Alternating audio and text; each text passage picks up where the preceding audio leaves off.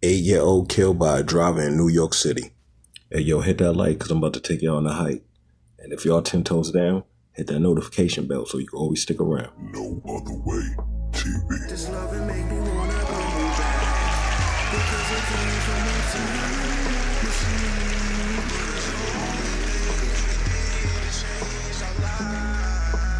I swear this loving is a throwback because it came from a time machine.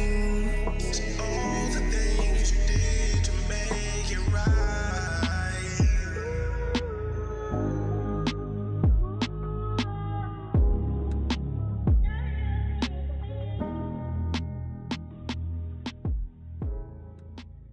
Good evening, everyone. I'm Tanya Rivero. We begin with that tragedy in Brooklyn.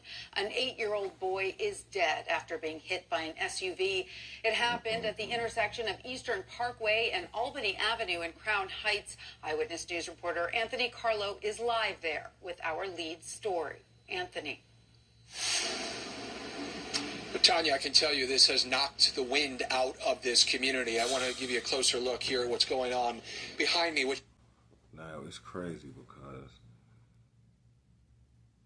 why you driving so reckless for, boy? Huh? What the fuck going on with you? Crazy. What you're looking at are members of the Jewish community here who are actually cleaning the blood off of the ground. It is some tough stuff to watch right now. Police say this 8-year-old boy was walking with his big sister when he was hit by the... This is crazy because you see how they stick together. They came and they started wiping the blood up of this little boy off the curb, off the streets. We don't do that for each other in the ghetto, but don't let that shit go over your head. At SUV traveling southbound on Albany Avenue at Eastern Parkway, right here at this intersection. The little boy was crossing when he was hit and killed. Police a little while ago towed away the black Honda Pilot involved in all of this. As we show you some video here, they tell us a 69-year-old man was behind the wheel of that vehicle and stayed at the scene after running over that 8-year-old, identified by police as Mordecai Keller. The Chabad community here in Crown... Now, my condolences goes out to the little boy family. My condolences go out to the little man. You know, he was young, lost his life. But even with that being said, son didn't even run. He stayed there. So it must have really been by mistake. It had to be by mistake. Like, he stayed. He didn't run. He ain't go nowhere.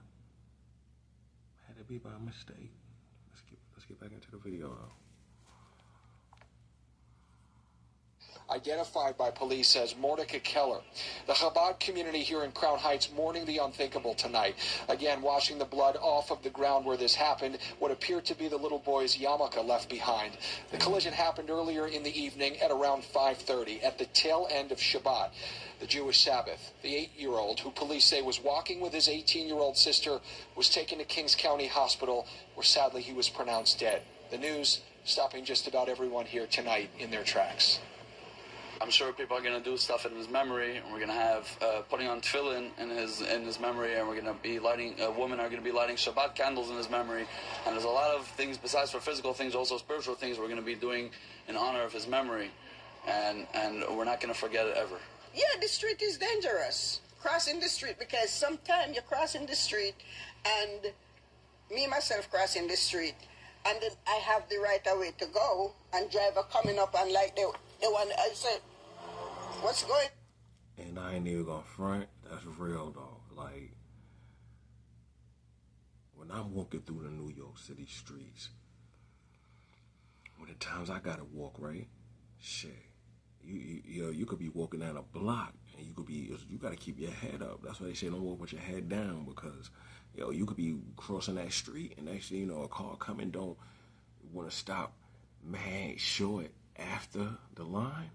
That's how you get hit, like for real. So I feel it with that one. You know what I'm saying? And like the one. And she looked like like in her 60s or something. She's singing this. I said, what's going on? It's sad. It's sad. Very, very sad. It could be my family.